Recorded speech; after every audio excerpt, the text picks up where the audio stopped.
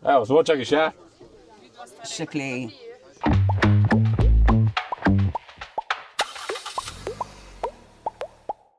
Pozdravljeni v podcastu Po desnem pasu. Danes smo v prelepi, sončni Postojni, tako da mi je prav malo žal, da ne moramo snemati dverje, da snemamo noter v podcastu. Danes je z nami kandidatka Jana Gržinič. Lep pozdrav. Pozdravljen, Luka. Me veseli, da sem tudi jaz danes del vaše ekipe in vašega snemanja. Ja, res je, ne, hvala, pa tudi lepa ekipa se je ven izbrala pred kombijem. Sem zelo zadovoljna, kar pomeni, da podpora je, da čakamo na začetek in da bomo potem šli s polno paro v kampanjo. Točno tako, ne. Zdaj pa prvo vprašanje vedno, zakaj ste se odločili za kandidaturo, pa predvsem, kaj vas je gnalo, ne, da greste. To so res tiste, jaz pravim, ključne volitve. Ja. Že kar nekaj časa ni bilo tako napeto, kot je zdaj. Zdaj, jaz sem lišče toliko stara, Luka, ne bom povedala točno, koliko. Ne bi vprašal. Da sem doživela referendum in osamosvojitev. In potem se dosti krat vprašam, pa vendar, kaj se je zgodilo z našim narodom. Mi smo takrat s tako večino šli iz Jugoslavije ven in naše sanje so bile tržno gospodarstvo, demokracija, neodvisno sodstvo, strokovno zdravstvo in šolstvo. Vedeli smo točno, kaj zapuščamo in kaj si želimo. In danes smo prišli do točke, ko na tak ali drugačen način rinemo podoben sistem nazaj. In tega ne morem razumeti in hkrati, skoraj bi rekel, osebno bom poskušala narediti, kar se da, da v to točko ne bomo šli. In da se nam to slučajno kot res tako lepi državi ne bi začelo dogajati. In zato se mi zdi ta točka prelomna. Zdaj, v splošnem življenju sem borka in če se za nekaj zavzamem, grem po poti in bom poskušala res narediti največ. In tukaj je moj izziv. Ja, mogoče tudi vprašanje, kako pa družina na to gleda, ne? Marsikoga vprašam, je to dodatna podpora, dodatna motivacija, ne, tudi? Ja, vedno je dodatna motivacija, zmeraj je lepo, če imaš koga za sabo. Tudi moja širša družina, predvsem pa moja hčerka, ki me pri tem podpira. Tudi članica, ne? Tudi članica, tega sem zelo vesela. In potem večkrat doma se kaj pogovarjava, pa tudi ona mi da ta pogled mlajših, ki je vedno dobrodošel. Ja, pogled nekih sprememb, ne, pa tudi kako drugačno mišljenje, ne. Drugačno mišljenje, včasih me ustavi, drugače se seveda večkrat heca z mano, ne. Ja. Ti si rešiteljca, ne, ti se veš, ne. Ampak tu so ti standardni pogovori, pa vidim, da na en način jaz oblikujem njo, ona oblikuje pa mene, pa greva potem skupaj naprej. Ja, to je lepo slišati, ne. Pa tudi, jaz pravim, da ful je pomembno, ne, da tudi znajo starši prenesti te vrednote na otroka, ne. Ja, to je kar izziv, jaz se spomnim, ko je bila že majhna, in je prišla ena gospa na obisk in je rekla, pa kaj ta otrok riše? In je risala? Janšo. Ker je bil oseba takrat, o katerem smo se očitno doma pogovarjali. Tako da to obdobje ni bilo samo 91. pa zdaj, ampak so te teme očitno se ponavljale z vsemi vladami, predvidevami in starimi stvarmi. Ja, ne, predsednik je kar taka kultna osebnost, ne, od osamosvojitve do vse do danes. Jaz moram reči, da ga res občutujem njegovo moč in vzdržljivost, ker vse te napade in te zadeve je težko zdržati. In da ima moč in pravzaprav energijo za vse nas. In da tisti, ki cel ta naš mehanizem in celo to članstvo lahko spodbuja in nas pripravi do tega, da damo nekaj od sebe za Slovenijo. Zdaj tudi direktorica se Zavoda za turizem, ne. Zdaj, če se prav spomnim, to je več parkov, ne, tudi park vojaške zgodovine. Ja, v Pivki imamo park vojaške zgodovine, to je zagotovo največje pivško razstavišče, sicer je to ločen zavod, imamo pa potem pa še krajinski park, pa 2 razstavišči, eno je center v velikih zvereh Dina, drugo pa je ekomuzej pivških presihajočih jezer, s tem mi upravljamo, hkrati pa še se ukvarjamo s kulturo, s pobratenimi občinami, medgeneracijskim sodelovanjem, tako da imamo zelo široko delovanje. Jaz sem 27 let delala v gospodarstvu, v italijanskem podjetju Lesonit. Moram reči, da je bilo to izjemno obdobje, kjer sem se zelo dosti naučila. Tako da poznam gospodarstvo, poznam ta tempo, poznam tek gospodarstva in ta priložnost zdaj, pravzaprav me je pripričala, me je bližina, pa tudi, da lahko delam za domač kraj. In zato odločitev mi seveda ni žal. Ja, zdaj vsekakor tudi, rekli ste, da ste v gospodarstvu delali, ne? Ja. Zdaj odmeva ta izjava Joca Pečečnika, ne, ki je tudi že odstopil, ne, kot predsednik slovenskega kluba, ne, podjetnikov. Zdaj, kako gledate na to, ne? Gospodarstvo po vseh kriterijih trpi, ne? Gospodarstveniki so izredno na nogah, ne, da je treba sprememba, ne? Zdaj vemo, da z Jocom Pečečnikom se je očitno ta zgodba končala, ne, in da je res bil, ne, ta poroka njegova je drago stala. Drago stala, ja. Zdaj, komu je bila v korist. No, zakaj? Pustimo, Zdaj še ena stvar sem pozabila, in sicer je zdaj po zadnjih kazalnikih je naša regija Notranjsko-Primorska zadnja. Vedno smo govorili o Prekmurju, zdaj nas je Prekmurje prehitelo. Kar je dokaz, da očitno v zadnjem času nekaj nismo delali prav. Zdaj mi imamo področje, ki je precej zaščiteno, kar je čisto korektno, ker naravo moramo čuvati. Hkrati gospodarstveniki in gospodarstvo trdi, da nas to omejuje. Po drugi strani širimo še regijski park v Ilirsko Bistrico, kar je mogoče tudi korektno, ampak ne bo rešitev regije, ker to niso rešitve. Tako da mi imamo tukaj zelo velike gospodarske izzive. Kot regija smo sorazmerno zaspani in tukaj ni neke žilice podjetništva in to bo težko zbuditi.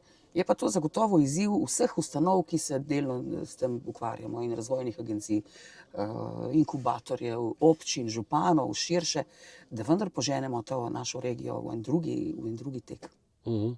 Zdaj tudi omenili ste, vaš okraj zajema tako Postojno kot Pivko. Zdaj, kaj je tu največji izziv tudi Postojne? Tako ste rekli, malo mrtvo mesto, ali ni Postojna je čisto drugačna slika. Pivka je podeželski kraj.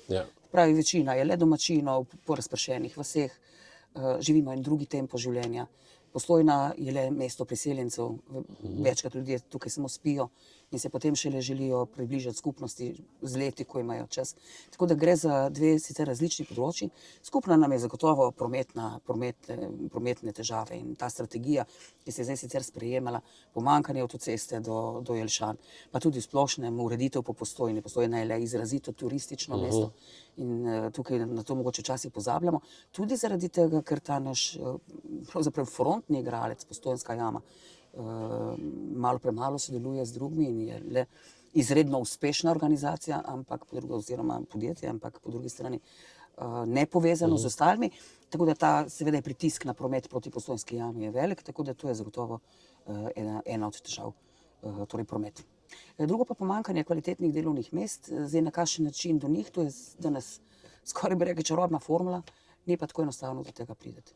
Ja, pa tudi verjetno visoka obremenitev plač, Visoka obremenitev plač, to je pač logika tega, kar sem rekla prej, da iz česar smo bežali. Se pravi, s pritiskom na gospodarstvo dejansko obubožaš ljudi in gospodarstvo, potem imaš seveda ljudi, ki jim pomagaš s finančnimi spodbudami, tako kar se jim pomaga zdaj, in socialno pomočjo, zato da s tem pridobivaš volivce. Se pravi, se obrneš v nek čisto drugi krog, kot se moraš, kadar gre do stvari v tržno gospodarstvo.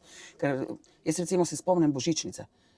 Mi smo božičnico dobivali v mojem bivšem podjetju. En del smo dobili vsi, en del smo dobili samo tisti, ki smo bili uspešni v tistem letu. Ja, rezultatsko. In jaz nisem dobila zmeraj. In kadar nisem dobila, sem vedela, zakaj nisem. In kadar sem tudi vedela, zakaj sem. Ker je bila tu spodbuda, ker je bila nagrada in s tem delaš delovna mesta in s tem motiviraš vse skupaj. Kljub vsemu podjetništvo je motor tudi skupnosti. Podjetniki so tisti, ki iščejo rešitve. Javni sektor je podpora, vse tu razumemo, tudi delo v javnem sektorju. Nismo vsi enaki, ljudje delajo na različne načine, pomembni, izredno. Ampak le je gospodarstvo tisto, ki daje zagon vsemu skupaj. Ja, lahko bi rekli, da dobre prikaz je tiste lokomotive, kjer gospodarstvo poganja vse ostale sisteme. Ker te ta sam način, tržno gospodarstvo je tisto, ki te sili k temu, da si vsak dan boljši. Da zaposluješ, potem nimaš težav s kadrom, če si uspešen, potem so tudi plače. In dejansko to vtikanje države v poslovanje in nagrajevanje preko plač zagotovo ni to, kar bi si želeli. Zdaj, kaj pa mogoče sam denar iz Ljubljane prihaja v Postojno in Pivko, se tu razvijajo, zdaj imate nekaj zavodov, je tudi vojaški park. Mi imamo zavodov, pravzaprav investicija, kar se tiče vojaškega parka, ki je največji slovenski muzej in tudi najbolj obiskan. Oni imajo skoraj 60, oziroma včasih štelo več kot 60 000 obiskovalcev, kar zelo veseli, ker je ena od njihovih nosilnih stalnih razstav, seveda pot v samostojnost. Tako da je to odličen prikazatelj takratnega obdobja, da so vedno sredstva prispevale desne vlade, da so takrat prihajale investicije. In jaz moram reči, že v tem zadnjem 4-letnem obdobju praktično denarja v naše kraje in financ in spodbud velikih ni bilo, da so se samo zaključevala dela, tista, ki so bila začeta že prej, in da je to zagotovo tudi eden od mankov, ki nas je potem na koncu stal tudi boljšega mesta v razvitosti. Pa ne boljše mesto, pomembno je, da je kvaliteta življenja, ne mesto na lestvici. Ker mislim, da vedno leva struja poudarja, kako je treba nekako kultura in to, potem pa, ko pride do nekih muzejskih stvari, do nekih tradicionalnih, da se jih pa vseeno mora ohranjati, nekih zavodov, tu pa oni zaspijo. Ne? Oni očitno Ja, samo... nažalost, ja, in tudi te zadnje dni smo se večkrat o tem pogovarjali, ta strah pred nevladnimi organizacijami. To, ne. ja, Ta, ja. Janša je rekel to in to. Ne. Dejansko pa, kadar ti vprašaš posamične organizacije, kdaj ste imeli večje financiranje, kako je bilo z vami takrat, ugotavljala, da so bila to boljša obdobja. Ker kadar so boljši, da se ne pogovarjamo o črpanju, o evropskem črpanju. Se pravi, če je toliko več črpanja evropskih sredstev, se potem se dejansko podpira delovanje vseh nevladnih organizacij. Seveda so različne, pa ene nevladne, ene pa bolj vladne, ampak nikoli ni noben rekel, da jih ne rabimo ali pa da ne bi funkcionirali. Ampak smo spet v tem, da kadar je več denarja, boljši časi, da je takrat tudi teh spodbud za tovrstne organizacije več. Ne, tako ste rekli, ne? Mislim, da en komentar je bil dober, da poglejte recimo nevladni profil 8. marca, ne? Ja. Tako imenovani, ne? Pa vidiš samo kritiziranje določene politične opcije, potem pa pogledaš nekih zavodov, gasilskih organizacij in podobno, ne? Kjer se res ukvarjajo z nekimi strokovnimi stvarmi, se ukvarjajo z tem, da pomagajo ljudem, ne? Ohranjajo tradicijo, ne? Tako zdaj, več je denarja takrat, ne? Več, ker se ga več prečrpa in se ga lahko potem tudi več deli. Saj ne govorimo tukaj, gasilci so vedno bili odlična organizacija, prostovoljna, pa so zraven še lovci, pa še dosti takih zelo številčnih organizacij, ki delujejo praktično prostovoljno, pridobivajo minimalna sredstva in funkcionirajo. Potem po drugi strani so pa tovrstne organizacije, ki se potem ukvarjajo vse drugim. In nažalost, že to, da se na nek način vtikajo v politiko, ni korektno. Ker jaz poznam tudi kar nekaj drugih društev pa zavodov, ker veste, ta čas danes ni enostaven, niti za družine, imamo priseljence, imamo več izzivov in več tovrstnih organizacij se ukvarja tudi s kvaliteto življenja.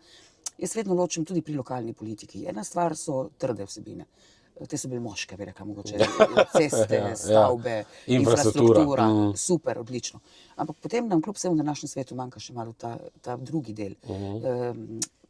Kulture, odnosov, druženja, pomoči družinam in teh je tudi dosti, ki jih je prav, da se jih financira. In se jih tudi vedno je. In nobeden ni proti njim, ker pomagajo pri kvaliteti življenja ali pa za starostnike, za otroke, za vse izzive, ki so danes v našem okolju. Tako da mislim, da o teh nobeden ne govori, da bi se ta financiranja prekinila. Zdaj, kadar se pa enkrat prestopiš meje iz nevladne v vladno organizacijo, ne, potem pa je praktično treba zadevo prekiniti. Zdaj mogoče, ker je ravno prej na gospa, tudi ko se je tu ustavila, prišla problem zdravstva. Ne. Situacija ni enostavna in se mi zdi, da ravno tisti, ki pa imajo neko, ki se bom rekel, so večkrat v bolnišnicah, ne, tam pa je situacija katastrofalna. Ne. Kak je pa tu v Postojni? Zdaj, v Postojni je stanje, mi imamo dober, soliden regijski zdravstveni dom, tako da kar dobro funkcionira, poskuša pokrivati, kar se da specialistov. Moram reči, da direktorica sedanja bila izredno agilna tukaj in poskuša res pokriti čim več tukaj lokalno na tem delu, na tem nivoju. Kada se pa enkrat potem pride naprej v Ljubljano, so pa zadeve popolnoma drugačne. Tako da težave tukaj absolutno so, ljudje se pritožujejo, nimajo oskrbe in to je ena od zadev, ki nas teži. Druga zadeva, ne funkcionira dolgotrajna oskrba. Ja, položnice so nižje v domovih, vse ostalo na terenu pa nam manjka in dobro, centri za socialno delo še vedno upravljajo to podporo starejšim občanom. Ja. Tudi ta, recimo, mogoče, kar tudi upravljate verjetno s kar nekim številu zaposlenih, ne? Tudi ta dvig minimalne plače, ne? Kako vi gledate tudi na to? Ne? Zdaj podražile se bo tudi druge stvari v trgovinah, to pozabimo, ne? Zdaj, povedala sem že prej, da to vtikanje nek način v gospodarstvo, da določiš minimalne plače, kakor se to sliši dobro, potem poruši celoten sistem internega plačevanja, ker kar naenkrat so plačani spodaj vsi približno enako, kar potem zahteva potem lestvico navzgor. Moraš vsem povišati, ne? In tisti, ki si to lahko normalno privoščijo, najbrž, če bi si privoščili, bi to itak naredili že prej. Torej si ne morejo. Tako da prvič poruši sistem, drugič obremeni. Potem vemo takoj, tudi že na lokalnem nivoju, da bo šlo za podražitve vrtcev, ki so najbolj občutljivi, kar se tiče plač, in vseh ostalih. Tako da to je spet samo ukrep, ki izgleda izredno dober in učinkovit, dejansko pa poruši celo zgodbo in potem začne vrteti spet v kolesi v neko drugo smer. Tako da se učinek tega praktično zelo hitro zgodi. Pa še mogoče za na konec tudi ena tema, ki je tudi najbolj nagovarjamo, ne, skozi našo stranko, decentralizacija, ne. potreba je do neke decentralizacije tudi iz Ljubljane, ne, ker vsi, ko se vozimo iz Štajerske, verjetno tudi vi, ta konec je avtocesta zabasana. Ne. Ne, ta del je poslovka katastrofalen. Zdaj, seveda, problem je tudi lokalnih možnosti, ker ni dobrih delovnih mest, se večina, ogromno ljudi iz Ilirske Bistrice in Postojne vozi v Ljubljano. In tukaj je kolona vozil, ki morajo tako zgodaj iti pravzaprav na pot, da pridejo do takrat v Ljubljano. In to je ratov res zelo velik problem. To so mame, očetje, ki potem ure in ure izgubljajo na avtocesti. Najbrž to ni namen. In zato je ta pritisk pravzaprav že toliko časa na avtocesto, ki bi te povezala vendar te kraje in izboljšala splošno dostopnost. In zdaj, če sem prav razumela, je po zadnjem vladnem obisku bilo omenjeno, da bi lahko začetek avtoceste bil čez 20 let. To se mi je zdelo grozljivo. Dve generacije. Sploh si predstavljam, da če bi jaz imela ta odgovor, da bi najbolj bolj, da bi bila tiho, pa da bi rekla, da pravzaprav ne vem boljše, da ne vem točno kdaj, ampak vse bo, da bo čim prej.